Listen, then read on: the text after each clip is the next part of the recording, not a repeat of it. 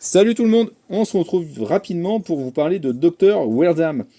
Un homme que vous connaissez forcément si vous vous intéressez aux comics, puisque c'est lui qui a inspiré, influencé la création du Comic Code Authority dans les années 50.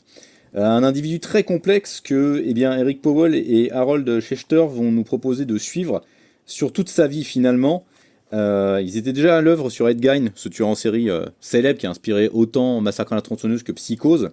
Et donc là, ils reviennent avec le portrait d'un individu très complexe lui aussi, qui a commencé comme étant un profiler en fait de tueurs en série qui aidait dans le rendu des jugements et qui a beaucoup aidé en fait dans le profilage psychiatrique et psychologique des tueurs en série, qui s'est ensuite intéressé à installer des cliniques psychiatriques dans les quartiers défavorisés où habitaient les personnes, les populations afro-américaines aux États-Unis, notamment à Harlem.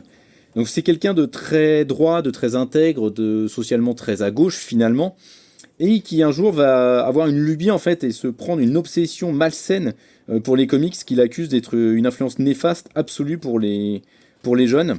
Et donc le livre nous propose vraiment avec un travail très documenté, très riche, très passionnant finalement, de suivre cet individu et à quel point sa croisade va finalement le faire vriller, le faire dérailler complet alors que c'était quelqu'un qui avait finalement des bonnes intentions, puisque même finalement ce qu'il décrète sur les comics, ça part d'une bonne intention, puisqu'il essaie de protéger la santé mentale des enfants. Donc fondamentalement, bien l'idée derrière, sous-jacente, est intéressante.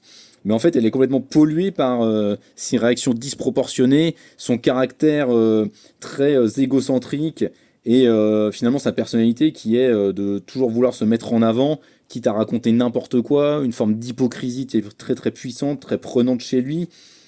Voilà, une manipulation qui va s'exercer dans tous des aspects pour lui donner raison à chaque fois parce qu'il ne supporte pas la contradiction. Ils vont aussi montrer que voilà, c'est un peu un psychologue raté puisque c'est quelqu'un qui eh bien, ne supportait pas la critique et l'examen de ses pairs. Jamais, à aucun moment, en fait, ses travaux n'ont été publiés dans des revues scientifiques, dans des revues de recherche, parce qu'il ne supportait pas la contradiction. On va vraiment le voir, en fait, c'est quelqu'un qui voilà, est porté par ce truc, un sentiment d'infériorité face aux autres psys, l'impression de ne pas être reconnu à sa juste valeur.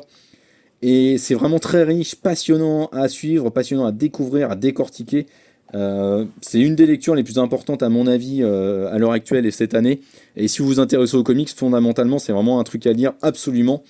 Donc voilà, je peux que vous recommander de se foncer dessus. Bravo à Delcourt pour avoir publié ce récit. Vraiment impressionnant avec un travail documentaire très riche, très fourni et une lecture passionnante. Ciao!